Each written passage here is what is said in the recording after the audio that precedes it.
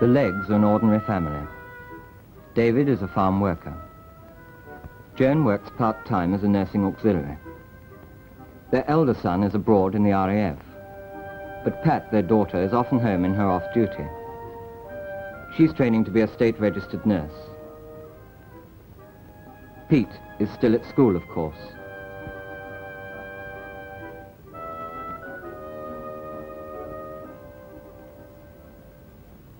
Eating with a spoon was one of the first lessons Pete learned as a young child. It comes as naturally as breathing when you're 11 years old. All the intricate movements involved in having breakfast are automatic, done with the minimum of thought and effort. Take buttering toast.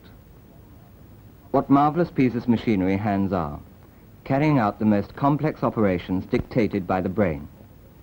No computer could be programmed to do anything like the normal range of actions done by the human hand. A mother's hand is strong and dexterous, pouring tea. Her daughter's hand lifts a cup with ease. It would never occur to Pat that one day she might be crippled with arthritis. Frank is arthritic.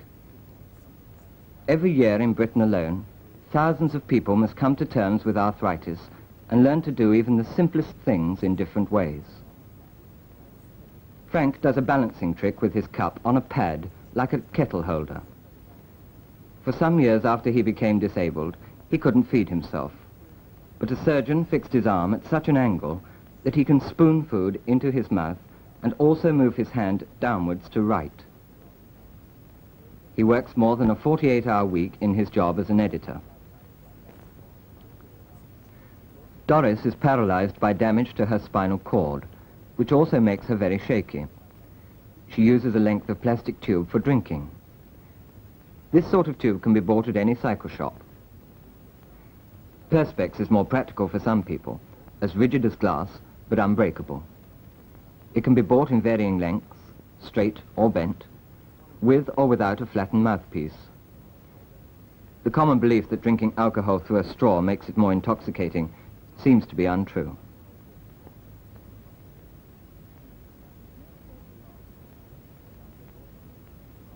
Mary Marlborough Lodge is an annex of the Nuffield Orthopaedic Centre at Oxford.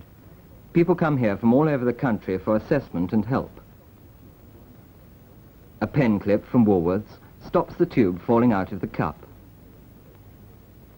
Each person at the table has a different aid for drinking. Gran uses an Ovaltine mug. The big handle and the plastic holder protects fingers from being burned. Mrs. Mortimer, at the end of the table, has an untippable beaker on a stand so that she can drink sitting upright without having to lift the weight of a full cup to her mouth. Rosie was a thalidomide baby. She drinks her milk from a beaker with a built-in tube.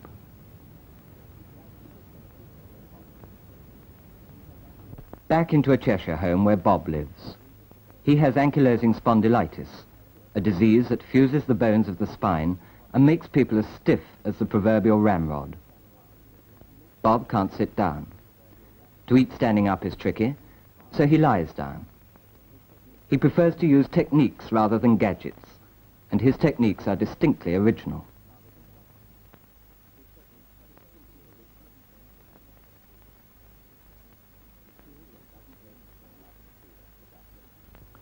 Tea just doesn't taste the same out of a feeder as out of a cup, and a tube isn't practical in this position. A teafall may not sound as graceful as a waterfall, something from Alice Through the Looking Glass perhaps, but this is definitely a teafall.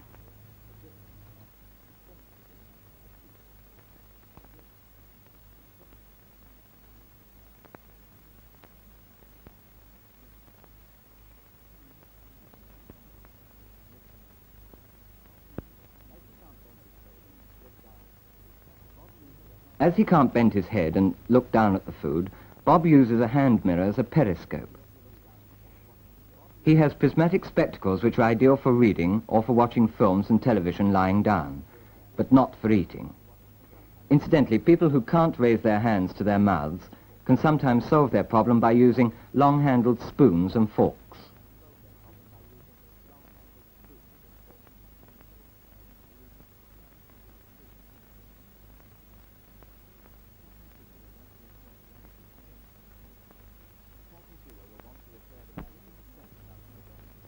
Pat and Sheila will want to repair the ravages of tennis after the game. Women's magazines multiply like rabbits in our affluent society. Much of their income is derived from advertisements for cosmetics, and the fashions in makeup change almost as often as the fashions in clothes. A girl can't call her face her own these days. Think of the complicated actions in making up. Pat takes her lipstick out, pulls off the lid, screws it out of the tube, holds it in steady fingers as she rubs it on her lips. Much the same process is gone through in applying mascara.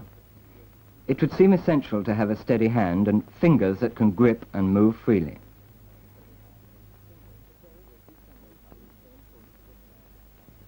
Terry keeps her makeup in the same sort of zip bag as Pat. She uses her teeth as an extra hand because her hands are clenched and reflexed by muscular atrophy.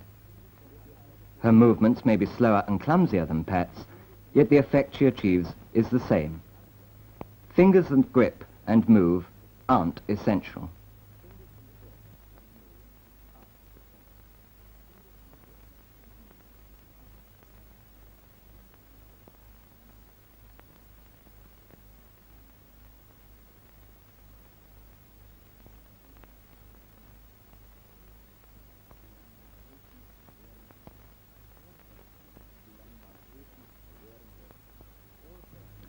That translucent, alluring look is all a question of using the right formula.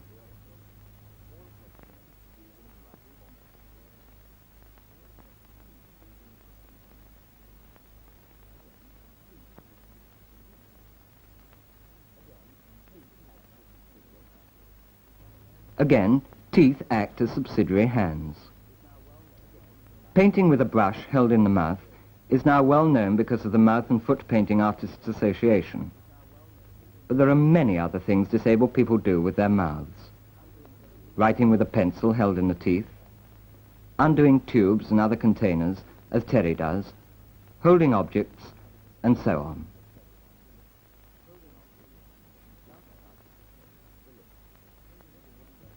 Last touch, the lipstick. Doesn't look as if it tastes very nice. Maybe one day we shall have fruit-flavored lipsticks and gummed labels and envelopes.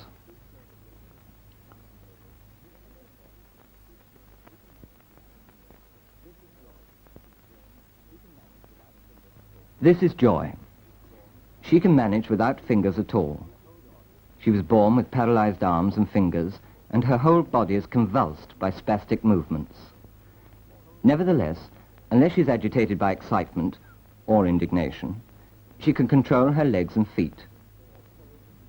From constant use since early childhood, her toes have become like fingers. Of course, doing ordinary things is an extraordinary effort for her. This is true of nearly anybody with a severe degree of handicap.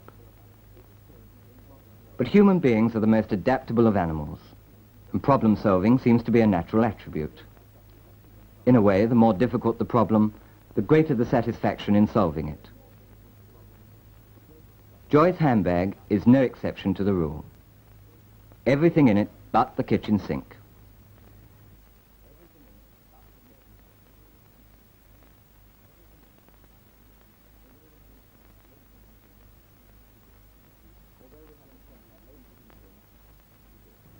Although we haven't shown her opening the tin, she did. Joy can weave and she can make baskets. She can feed herself with sweets, biscuits, and such dry food. She smokes with a long, elegant holder held between her toes. And as you can see by the gleam in her eye, she likes men. Joy is a devoted reader of women's magazines, and along with the law about cultivating beauty, she believes in putting into action the advice about romance. Life does get wearing sometimes when she has two boyfriends at once. The jealousy is so hard to handle. But nobody can say it's not interesting.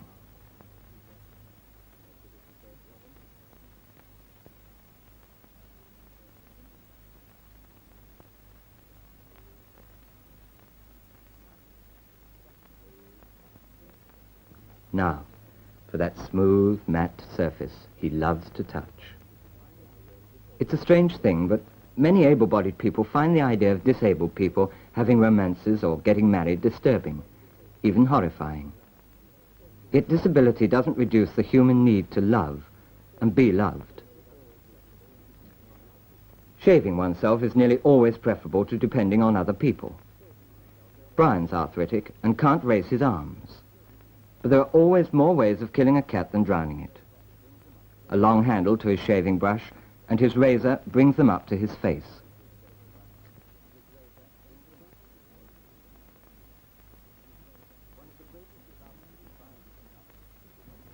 One of the greatest advantages of Brian's setup, which he had made for him, is that the handles can be dismantled and the entire outfit packed into a small case for traveling. Brian is keen on travel.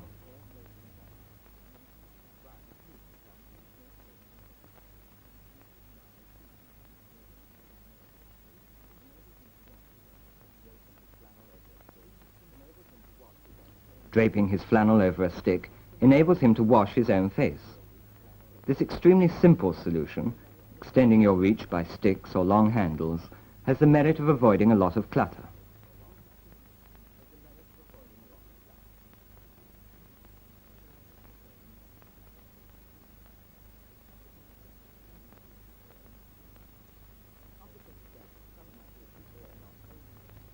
Complicated gadgets sometimes defeat their own object. The saturation point, when you feel so over-gadgeted you can't be bothered with all the preliminaries, comes more quickly than with simple gadgets.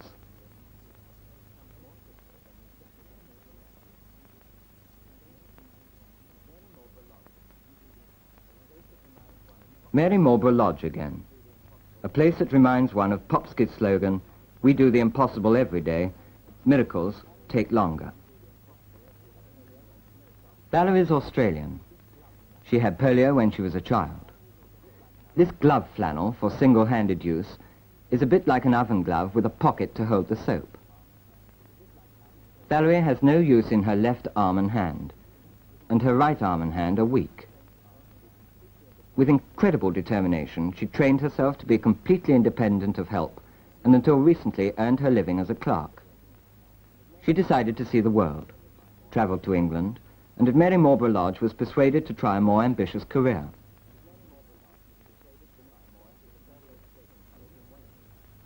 The next step is a further education college in Wales, and ultimately she wants to take a social work qualification.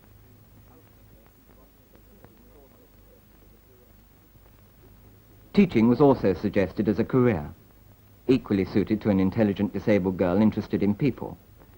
But as she had already done voluntary work for the Samaritan organization, social work appealed to her more.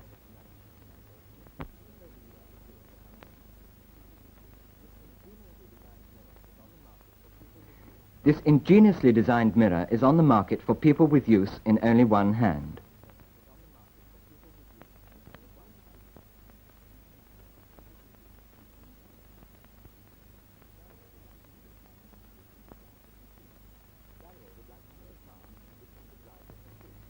Valerie would like to have a car which she could drive with her feet. This may sound an impossibility, but it isn't. At least one man with no arms drives a car which he steers, gear changes and brakes with foot controls. Valerie prefers trick movements to long-handled brush and comb. Trick movements may well be the answer for some people and some problems rather than gadgets, and you don't have to carry them about.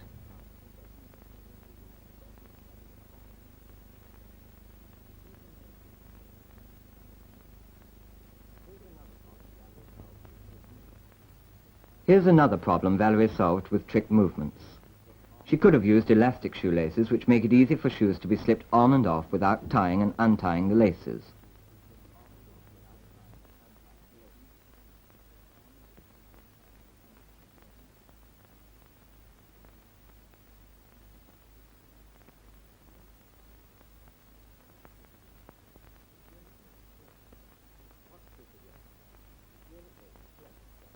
Watch this again. It really is clever stuff.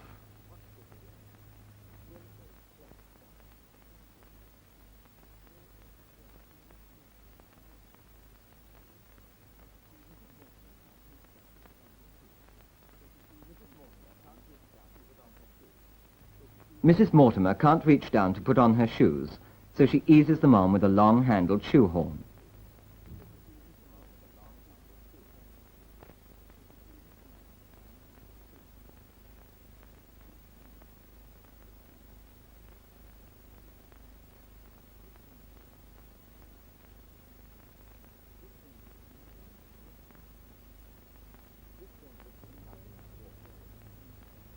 This brings us to the subject of walking. In the same effortless way that he eats breakfast, David drives the tractor, climbs on and off it, and his legs carry him about as if mobility were one of the inalienable rights of man. It isn't. Disease and accident daily deprive people of this precious asset. Until recently, when legs failed, there were three alternatives: sticks, crutches, and finally wheelchairs. Sylvia had almost reached the stage when she couldn't even push her wheelchair about. Electrically powered wheelchairs were developed, and she was saved from complete inertia. She has muscular dystrophy, and had also grown too weak to get herself on and off the lavatory. Electricity saved her from this predicament too. These electric hoists are suspended from racks bolted to the ceiling. 1 or 2 slings support the back and legs. A gentle pull on the up cord, a swing over, a pull on the down cord, and there you are.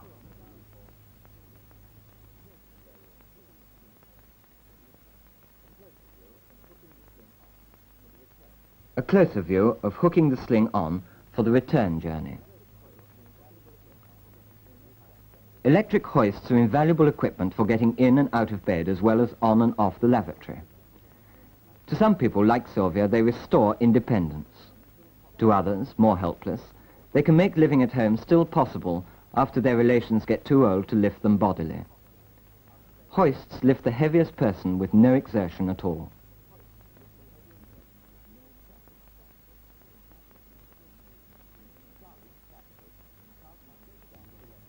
Charlie's spastic and can't manage a standard electric wheelchair's controls. A special control was designed and made to top the tiller of a standard model. He turns on the engine with a rocker switch, presses down the right arm of the control,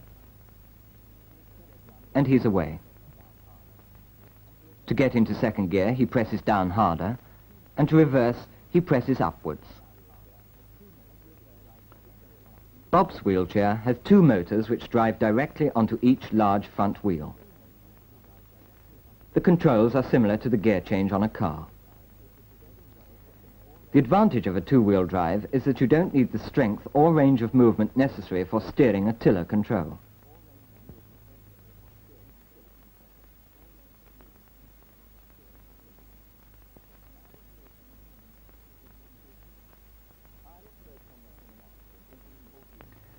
Iris broke her neck in an accident when she was 14. For her, a standard side control is the most convenient. A switch on the tiller shaft turns the engine on and off, and a twist grip changes gear. The Ministry of Health now supplies indoor electric wheelchairs. For years it has supplied so-called invalid tricycles, single-seater cars powered by petrol or electricity. Sylvia's is electrically driven. Her battery, like those of the indoor wheelchairs, is charged from the mains. Her range is about a 10-mile radius, and her top speed 10 miles an hour.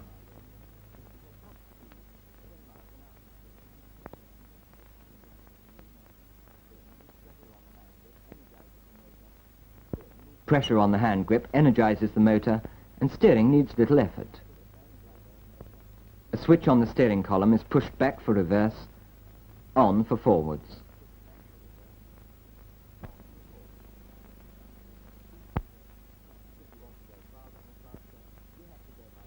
If you want to go farther and faster, you have to go by car.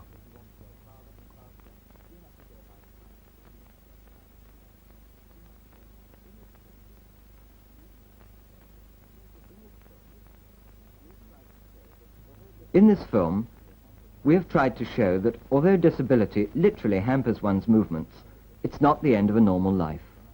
With simple gadgets and techniques, a tremendous amount of independence can be regained. With the more complex equipment available now, even greater independence is possible. Yesterday, most disabled people would have been condemned to an inert existence. Today, they can take an active part in society. Whether disabled people take advantage of these opportunities depends more than you might think on able-bodied people. Are they going to offer practical help? Are they going to treat disabled people as equals with the same feelings, needs, virtues, faults, hopes, and fears as themselves?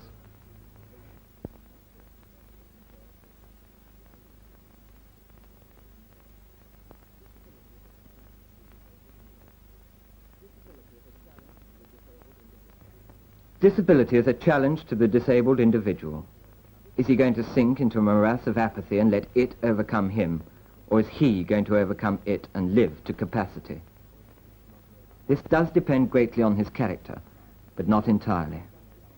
The attitude of society, which is largely made up of able-bodied people, will have a profound effect on him.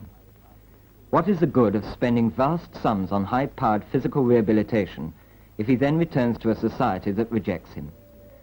To be continually dismissed as socially inferior is a bitter fate, enough to daunt all but the most determined. And make no mistake about it, this happens the whole time. Sometimes in the crudest form, but more often in subtle ways. So disability is a challenge to society too. Are we going to accord disabled people full rights as human beings? Or by treating them as second-class citizens, make them so?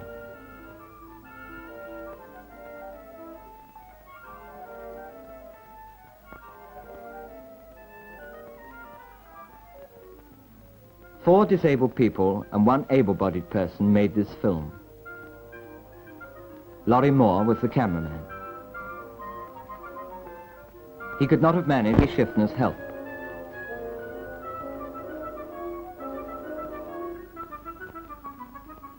Neville Thomas completed the camera team.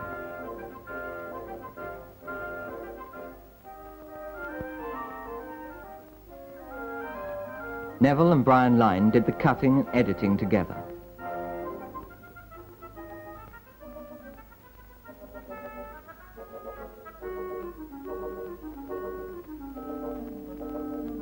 Barbara Beasley wrote the script and commentary and tied up the loose ends.